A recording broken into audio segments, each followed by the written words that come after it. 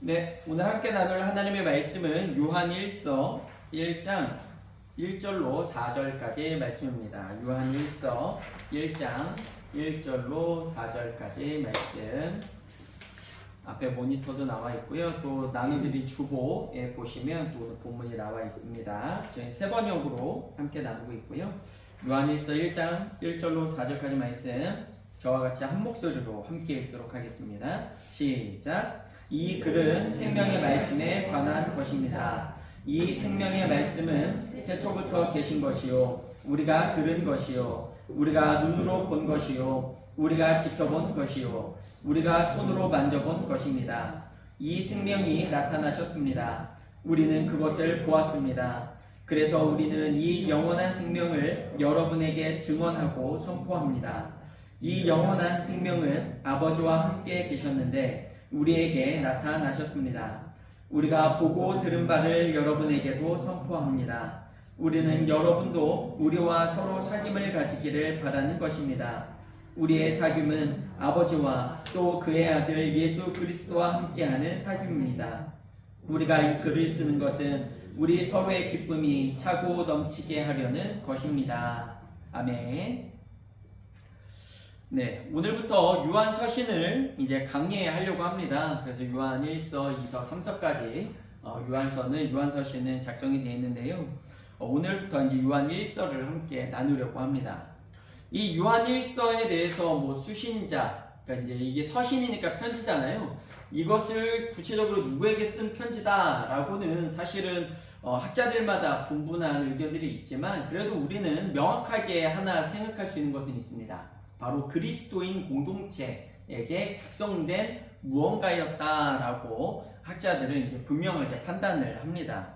그러면서 우리가 이 작성자가 누군가를 판단할 수 있는 근거 중에 하나는 바로 이 책의 제목이 요한 1서이기 때문에 요한이라는 사람이 작성을 했다라는 점, 그리고 이 요한이 어떠한 요한이었는가. 이 당시에 이 요한이라는 이름은 너무나도 흔한 이름 중 하나였는데 이 요한이라는 이름은 아마도 예수님의 제자였던 사도 요한이 작성한 이 편지가 분명할 것이다 라고 판단을 하는데요.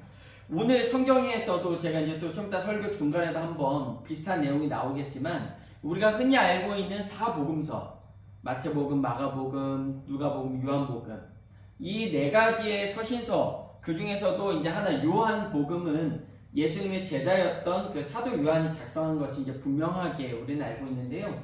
우리가 요한 서신서를 읽다 보면 이 요한복음의 문맥 또 글의 느낌, 이 필체와 이 요한 서신의 필체 또 쓰는 사용되는 방식이 비슷한 것을 보게 되면서 이 요한 서신도 그 사도 요한이 쓴 게 맞겠다라고 우리는 일정 부분 이제 다 함께 그렇게 인정하면서 이 요한 서신서를 사도 요한이 그리스도인 공동체에게 작성된 무언가, 편지 혹은 설교문이다라고 이야기를 하기도 합니다.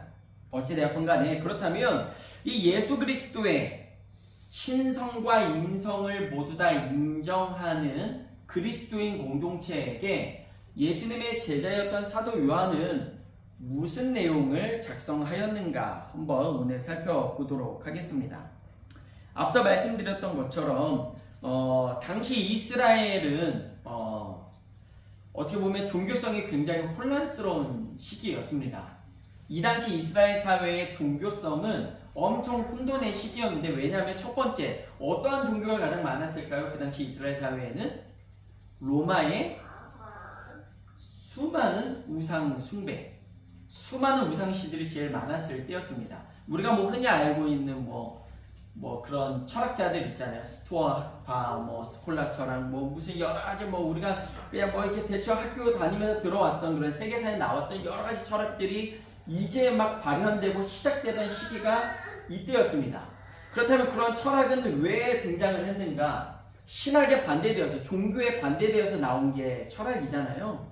그래서 이 철학이 이 당시 로마가 전 세계를 지배하기 시작하면서 다 인종, 다 문화권을 수용하는 헬레니즘 문화를 우리가 알고 있는 그 헬라 철학을 다 수용하면서 이 종교도 좋은 종교. 야, 니네 갖고 있는 니네 나라 종교, 그것도 갖고 와. 온갖 것이 혼합이 되고 모든 종교를 인정하다가 보니 그들 안에서 그런데 야, 너희가 갖고 있는 그 종교는 어떠한 철학을 갖고 있니? 무슨 생각이야? 어떠한 신념을 갖고 있어? 그래? 이것이 나의 신념과 부딪히면서 철학적인 사고를 통해 점점 정립하던 시기가 이 시기였습니다. 그러다 보니 자연스럽게 그 로마 시대의 종교성의 한 일부였던 이 기독교, 그러나 우리가 말하는 이 기독교의 이 당시 사회에서는 유대인들을 지칭하는 단어가 기독교였겠고요. 그 유대인은 예수 그리스도의 신성은 인정하지만 그의 인성을 인정하지 않았고, 제일 중요한 것은 하나님 절대주의였던 유대 민족이 있었고요. 또 하나의 종교 지도자, 그런 사람들이 있었는데 영지주의자들이었습니다. 흔히 오늘 본문에도 나오겠지만 거짓 교사들이라고 불리던 영지주의자들, 예수 그리스도의 신성까지는 인정을 해볼 법한데 그의 인성은 도무지 내가 받아들일 수 없다. 거룩하신 하나님, 신이라는 자가 어떻게 이 땅에 와서 그렇게 온갖 고초를 당하고 보작 피조물들에게 죽임을 당할 수 있느냐 하고 그의 인성을 부정하던, 그래서 잘못된 신앙을 전하던 거짓 교사들이 있었고요. 그러나 이 예수 그리스도의 신성과 인성 모두를 인정했던 아주 조그마한 공동체가 있었는데 그것이 바로 그리스도인 공동체, 흔히 우리가 말하는 오늘날 기독교라고 이야기하는 그들이 바로 이 대상이었습니다. 그래서 사도 요한은요, 오늘 본문 1절과 2절에서도 계속 이야기합니다. 이 생명의 말씀은 언제부터 계셨다고요? 태초부터 계셨던 바로 그분인데, 우리가 보고 들어왔던 바로 그분이신데, 내가 이분에 대해서 확실히 선포할 수 있는 것은 내가 직접 들었고 내 눈으로 보았고 내가 지켜본 사람이었고 내가 손으로 만져본 것인데 라고 아주 강력하게 선포합니다. 그렇기 때문에 이 예수 그리스도는 분명히 하나님의 아들로서 이 생명의 말씀은 태초부터 계셨고, 우리가 흔히 알고 있는, 우리가 믿고 있었던 그 하나님, 그분과 동등하신 이 분은 직접 이 땅에 오셔서 내가 눈으로 보고 지켜보고 그분이 행하셨던 일들을 지켜보고 손으로 만져본 바로 그분은 이라고 이야기하면서 내가 그분에 대해서, 그래서 우리는 이 영원한 생명을 여러분에게 증언하고 선포합니다. 자, 이 영원한 생명은 아버지와 함께 계셨는데 우리에게 나타나셨는데, 자, 이제 우리가 그에 대해서 보고 들은 바를 여러분에게 선포합니다. 뭐냐면요, 우리는 여러분들도 우리와 서로 사귐을 가지기를 바라는 것입니다. 우리의 사귐은 아버지와 또 그의 아들 예수 그리스도와 함께하는 사귐입니다 라고 사도 요한은 그리스도인 공동체에게 강력하게 선포하고 있습니다. 왜 사도 요한은 이 자그맣게 모여있는 이 그리스도인 공동체에게 권하고 축복하는 바가 이거였을까요? 우리와 함께 사귀고 예수 그리스도와 하나님과 함께 사귀십시오 라고 왜 사도 요한은 그들에게 강력하게 권하고 있을까요? 오늘 본문 4절에 이렇게 이야기합니다. 우리가 이 글을 쓰는 것은, 내가 이렇게 선포하는 것은 우리 서로의 기쁨이 차고 넘치게 하려는 것입니다 라고 분명히 목적을 이야기하고 있다는 것입니다. 그렇습니다. 다른 것이 아닙니다. 이 생명의 말씀, 태초부터 계셨던, 하나님과 함께 계셨던, 그리고 그 말씀이 육신이 되어 이 땅에 오셨던 그 예수 그리스도와 함께 사귀는 것은, 내가 그렇게 하기를 바라는 것은 여러분들의 삶에, 그분과의 사귐만큼 여러분들의 삶에 차고 넘치는 기쁨이 되는 일은 없기 때문이라는 것을 내가 강력하게 여러분들에게 이야기하고 있는 것입니다 라고 이야기한다는 것이죠. 그렇습니다. 첫 번째, 예수 그리스도를 만나는 것이야말로, 그분과 사귀는 것이야말로 우리에게 무엇이 차고 넘치게 하려는 것이라고요? 바로 우리 서로의 기쁨이 차고 넘치게 하려는 그분의 뜻이라는 것이죠. 그 예수 그리스도를 만나는 것, 그분을 사귀는 것이야말로 우리 인생에 가장 기쁨이 넘치는 일이라는 사실을 믿어 의심치 마시기를 주님의 이름으로 축복합니다. 그리고 두 번째는 바로 예수 그리스도 안에서 만나는 것이야말로 우리 안에 기쁨이 차고 넘치는 일이라는 사실을 기억하셔야만 합니다. 지금 이 자리에 모인 우리의 이 만남도 어떻게 보면 예수 그리스도 안에서 또 예수님이 묶어주신 인연 아니겠습니까? 그죠? 저희가 만약 이 안에 우리가 이 모임 안에 예수 그리스도라는 매개체가 계시지 않았다면 우리가 어떻게 이렇게 또 살며 만나고 또 우리가 삶 속에서 이렇게 마주치고 같이 밥도 먹고 차도 마시고 삶을 나누고 또 때로는 아픔도 나누고 기쁨도 나누고 무언가를 이렇게 나눌 수 있는 관계는 아마 맺어질 수 없었을 것입니다. 우리가 만약 예수님을 알지 못했다면, 예수님을 만나지 않았다면 우리가 과연 이렇게 남들이 다 쉬는 일요일 아침부터 이 자리에 모여 예배를 드리고 교제하고 식사를 나눌 수 있었을까요? 아마 불가능하겠죠. 물론 우리도 각자마다 세상 속에서 예수 그리스도 없이 만나는 아마 인연들도, 소중한 인연들도 있을 줄 압니다. 하지만 세상의 인연 어떻습니까? 예수 그리스도가 그 안에 살아 계시는 사귐과 예수 그리스도가 없는 사귐의 차이, 여러분들이 느껴보신 적 있으실까요? 저는 많이 느꼈습니다. 아무래도 이제 목회자의 길을 걸어가다 보니까 제 친구들 중에, 세상 친구들 중에는 하나님을 안 믿는 친구도 있고 믿는 친구도 있습니다. 뭐 여러분들도 마찬가지겠지만, 근데 확실히 하나님을 안 믿는 친구들하고 저는 연락을 거의 안 합니다. 1년에 한 번도 지자체 할까 말까 거의 경조사 정도에 대한 연락만 하고 사실 일체 연락을 안 합니다. 그래서 단톡방에 친구들이, 동창생들이 계속 초대를 해요.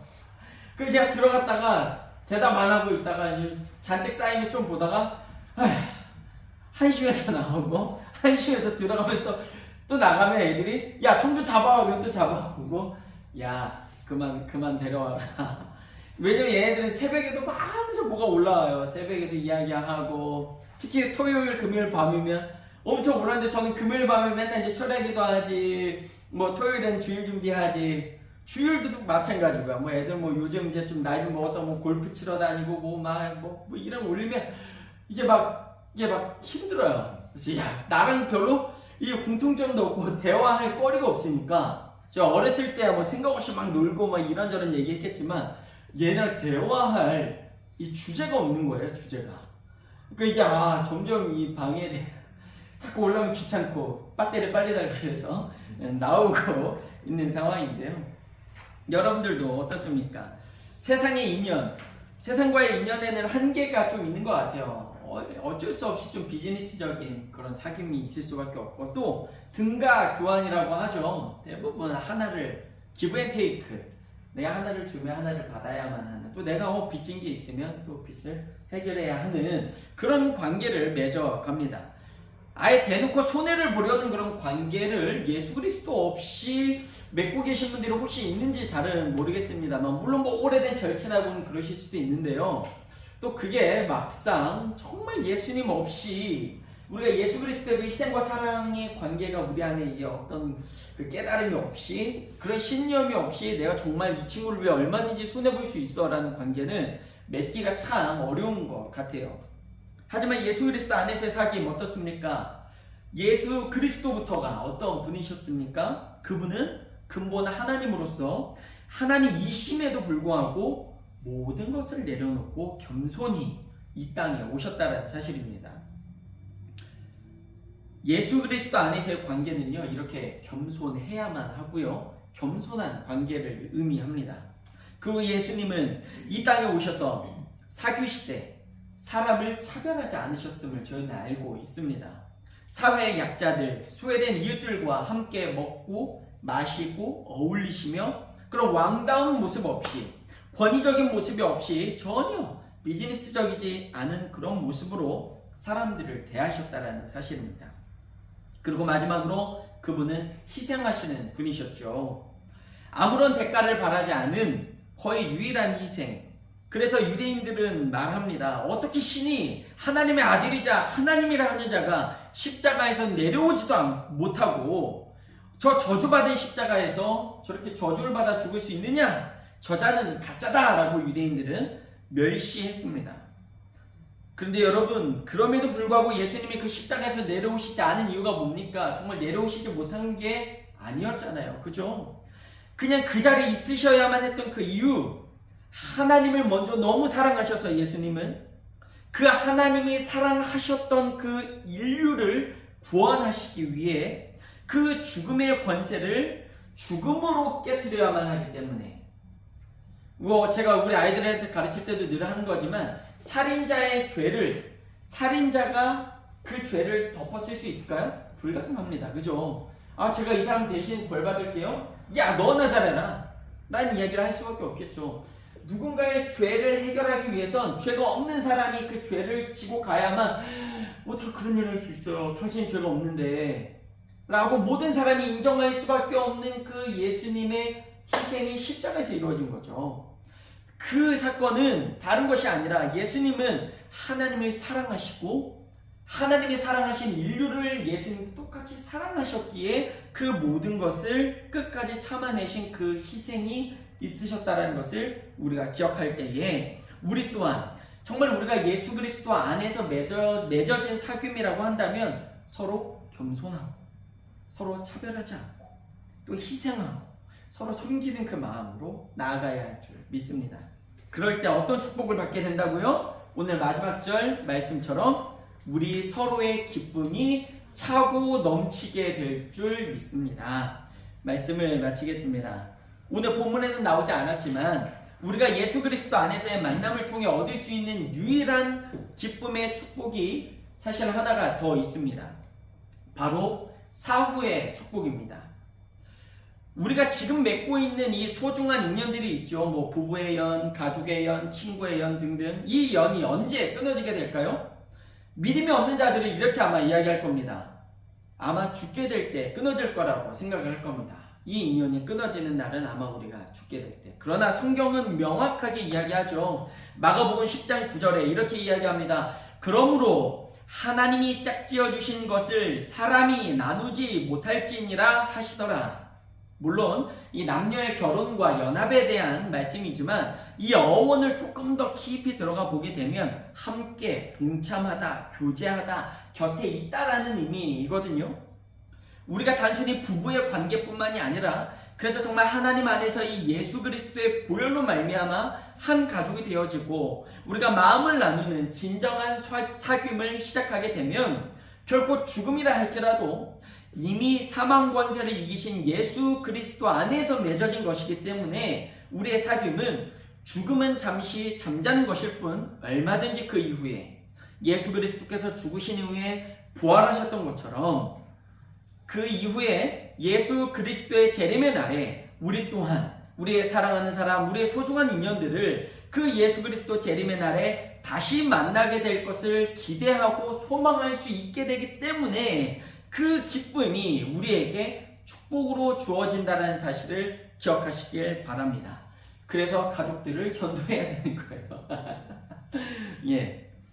요한은요, 그리스도인들에게 세상에 미혹되지 말고 그렇기 때문에 니네가 세상에서 많은 기쁨으로 너희들 미혹하지, 돈 많이 벌 수 있어, 야 여기 가서 뭐 하자, 그런 즐거움으로 너희들 미혹하지, 그런 거에, 그런 거짓 교사들의 그거에 속지 말고 믿음을 잘 지켜가자. 예수님 안에서 우리를 위해 희생하셨던, 우리를 섬기셨던 그분 안에서 우리가 온전히 살펴 가자.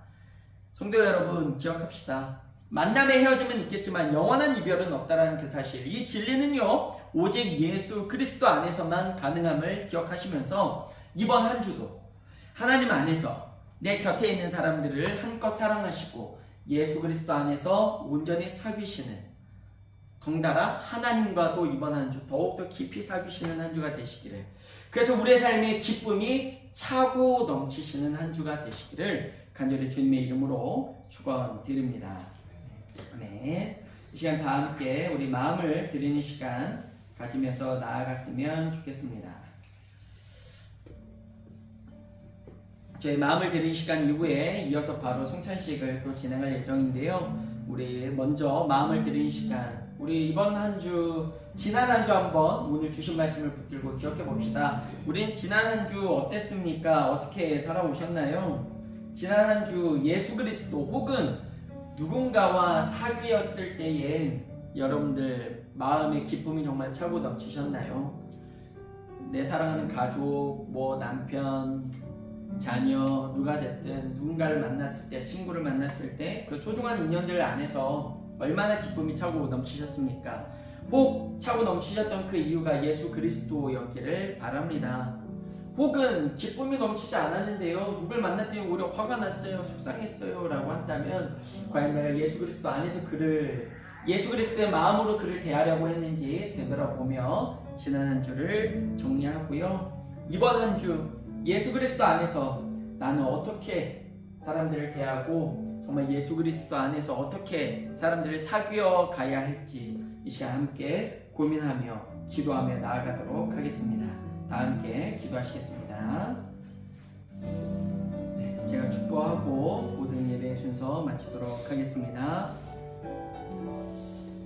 지금은 예수 그리스도의 한없는 은혜와 하나님 아버지의 무한하신 사랑하심과 성령님의 감화감동 교통 역사하심이 온전히 예수 그리스도 안에서 태초부터 계셨던, 태초부터 우리를 사랑하셨던 그 예수 그리스도의 사랑 안에서 이제는 온전히 주님과 사귀고 세상 모든 이들과도 예수 그리스도의 그 사귐으로 사귀며 차고 넘치는 그 기쁨, 우리의 그 기쁨이 넘치되 정말 하나님의 마음에도 그 기쁨이 넘치시게 해드리는 삶을 살아가기로 작정하는 우리 사랑하는 샤론 선교교회 성도들 머리머리 위에와 그들의 삶과 그들의 건강과 그들의 직장과 그들의 모든 것 위에 지금으로부터 영원토록 함께 있을지어다. 아멘. 네, 하나님께 영광의 박수 올려